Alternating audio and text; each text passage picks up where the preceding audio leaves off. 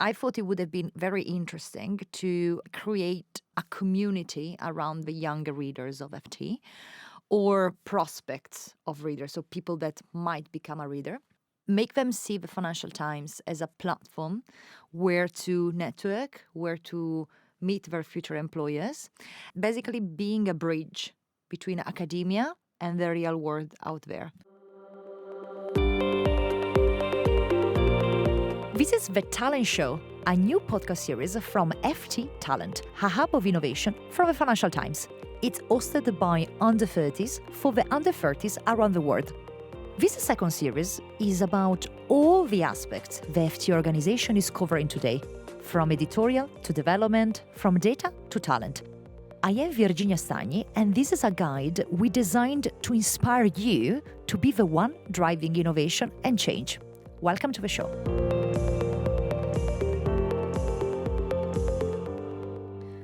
Welcome back, listeners. I am Hayal Shihabi in the business development team at the FT, also in the FT talent team since 2018. Today, we're going to be interviewing the host herself, Virginia Stagni, the head of business development at the FT, director of FT Talent. We're very excited to hear from you and hear your story and your journey at the FT, creating FT Talent and creating all these opportunities and networking. Warm welcome to you today. Thank you so much. And it's been great to work with you and, of course, the team. But you have been part of the first cohort of the challengers when FT Talent was just an experiment, an interesting way to engage with under 30s. I was 24. And so it's been quite interesting, a very interesting journey. And I loved sharing it with you. So how did the idea come about? How did FT Talent start? So I was working as a coordinator for one of the spin-offs of the FT in executive education, now Headspring. I used this experience as a coordinator to try to look at the sweet spots in the internal market. So things that the FT could have done better if they had a bit of lateral thinking or looking at things from a different perspective. So the whole point was we are offering for free our journalism to students from all over the world in any corner of the planet, but we are not really engaging on a human perspective, on a human level. I thought it would have been very interesting to create a community around the younger readers of FT or prospects of readers, so people that might become a reader. Make them see the Financial Times as a platform where to network, where to meet their future employers, basically being a bridge between academia and the real world out there. So this whole idea of FT Talent came about basically in 2018. As you said, I pitched it in 2017 to the chief commercial officer and then to the CEO.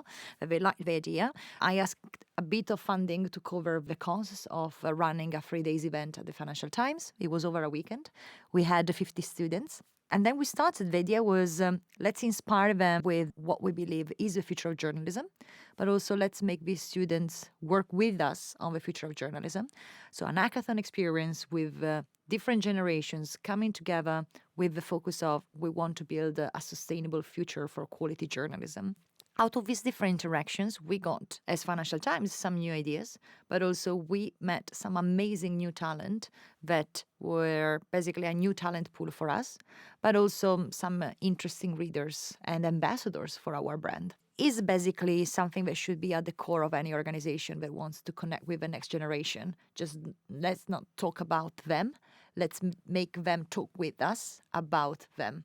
And I think this collaboration between different generations is really important today.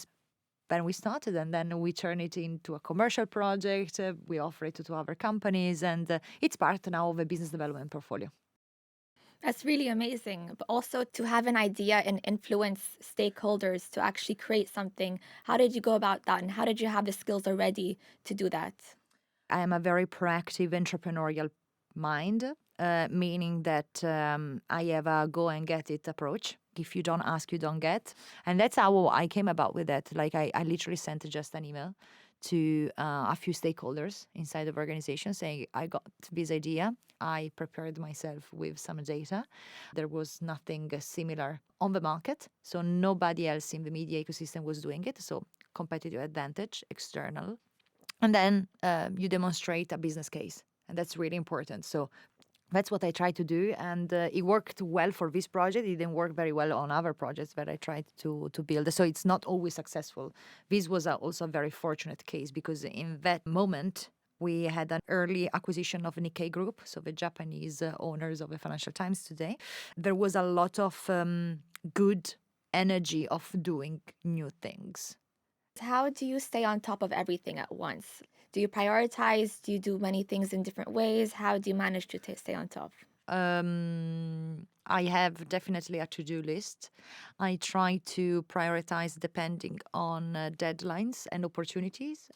I think the more you establish a deal with yourself and a contract with yourself on things that you want to achieve.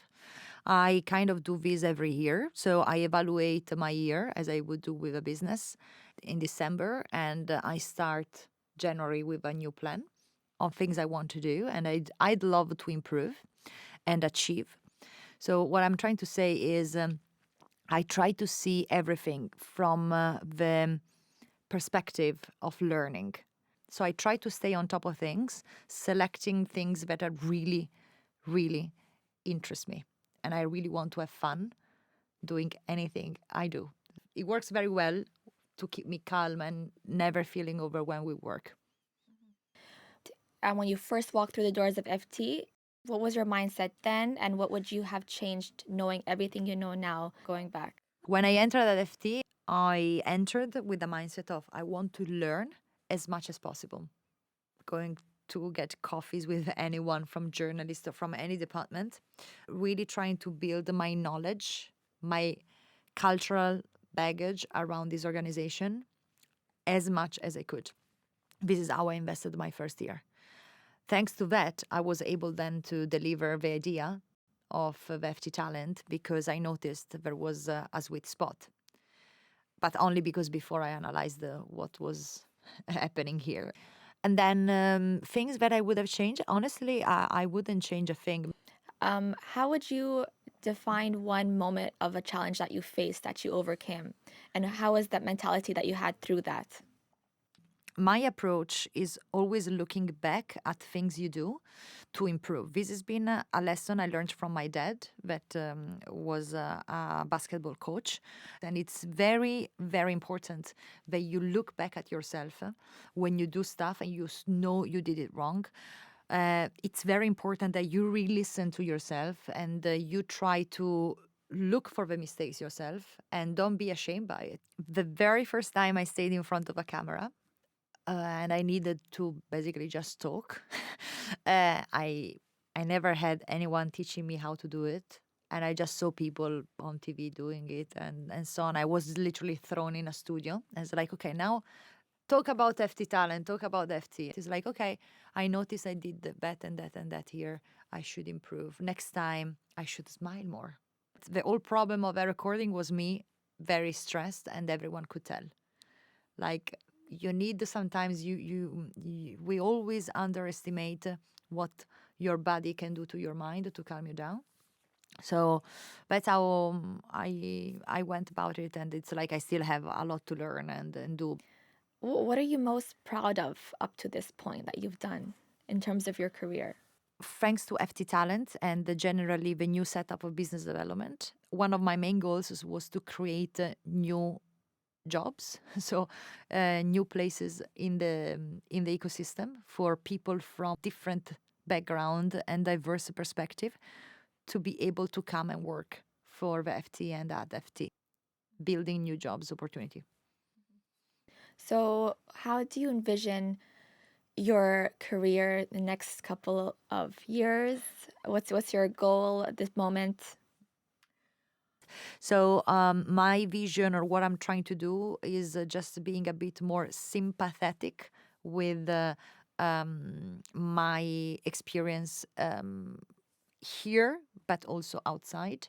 I really want to keep, for example, this vision on the business development side of really innovating with new ideas, building great partnerships with great brands that can a bit change our brand perception of FT, but and keep meeting amazing people as I did in the past few years, thanks to FT Talent.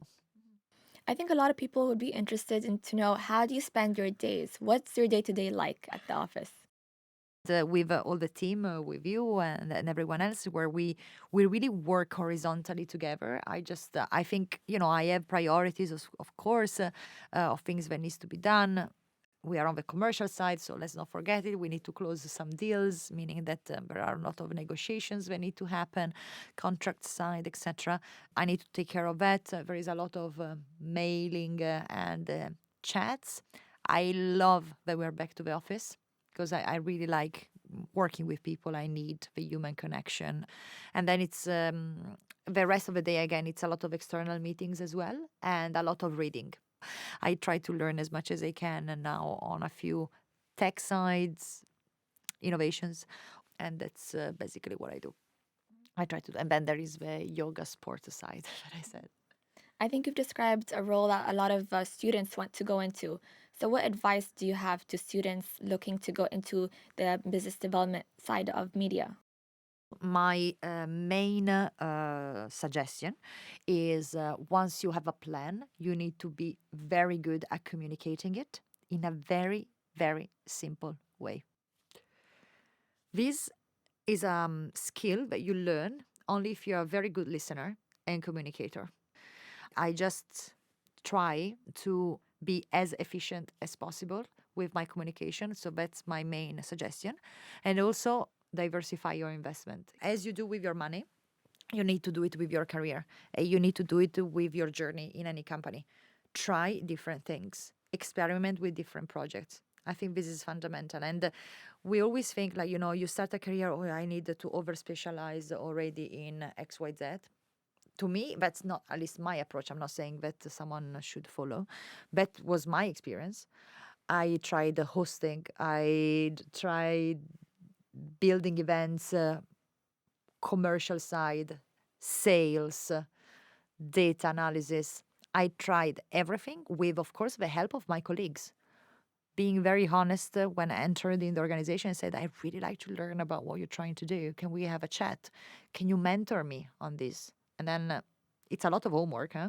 Because that's how I see it. But I'm a very curious person. And again, I go back to what I said at the beginning. I think about this as a very human, personal journey. I just want to experience as much as I can and have fun. That's great. So, we have a very special section about our podcast, and that's where we invite our under 30 audience to ask their questions directly to our guest speaker. So, now we're going to host Savannah and Yakub to ask Virginia their own questions. And the first question we have is from Savannah.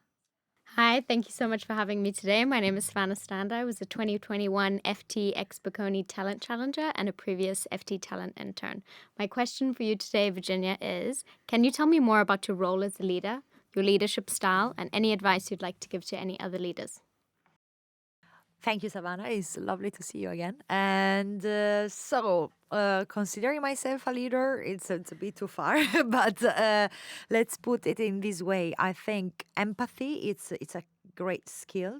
We kind of talk about it quite a lot in terms of like try to think or walk in someone else's shoes. And most of the time it's a lot the talk, but not the walk. I think I'm always really trying to see the perspective of my colleagues and connect on a human level.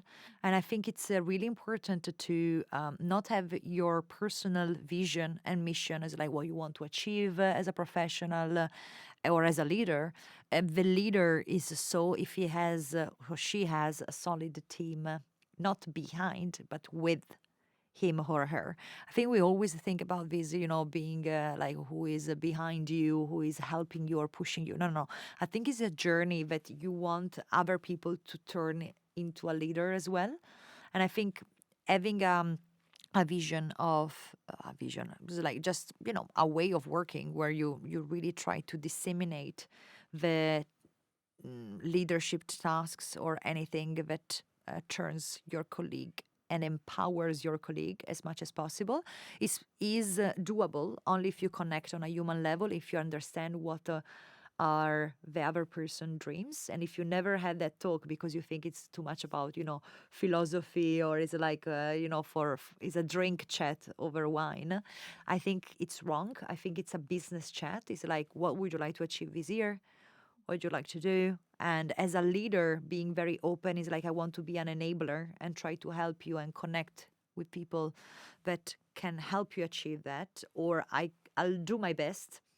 It's about that transparency point, being honest with what you want to do, and the proactive, but also really honest, and like share that and make the other people an enabler for you. If they are good leaders, they will be. So that's kind of like my suggestion of what I would say.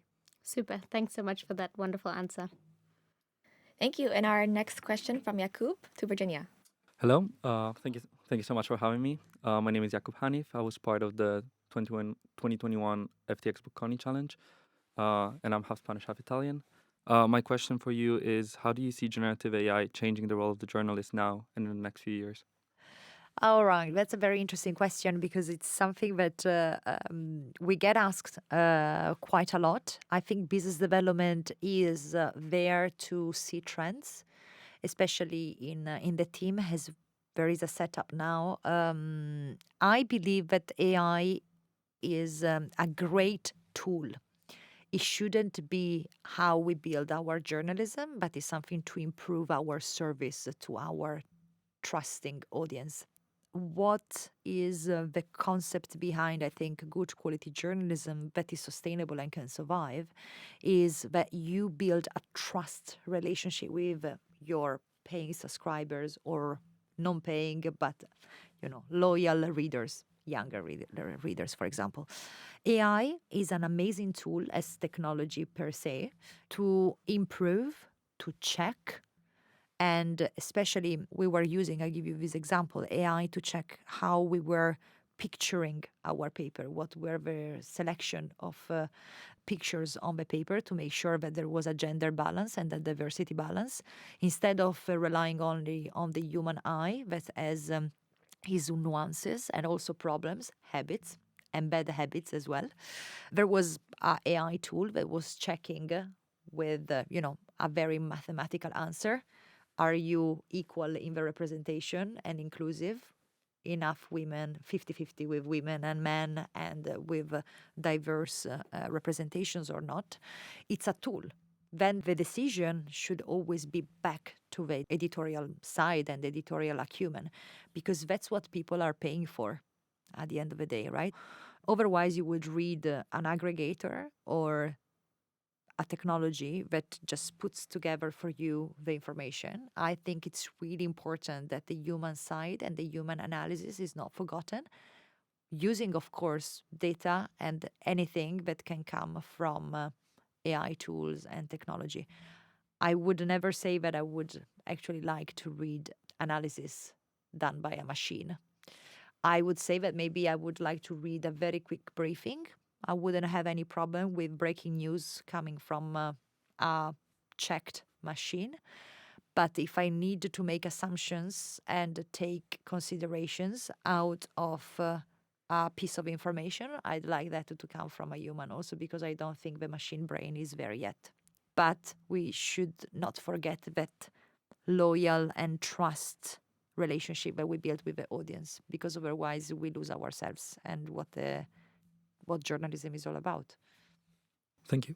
Thank you, challengers. And also, of course, thank you, Virginia. It's been incredible to hear everything from you today, all your lessons and your journey and your words of wisdom. So thank you so much. To our listeners, stay tuned with us for more episodes. They come out every Monday, so stay tuned. This has been The Talent Show, which is produced by the FT Talent team, Aya Al-Shihabi, and me, Virginia Stagni. Our podcast producer, editor, and sound engineer is Arturo Ochoa, and our social media producer is Letizia Clementi. Our music is by Dennis Kishuk. Check out all of the Talent Show episodes at fttalent.ft.com, subscribe wherever you get your podcast, and follow FT Talent on socials for updates. Until next time, and keep listening.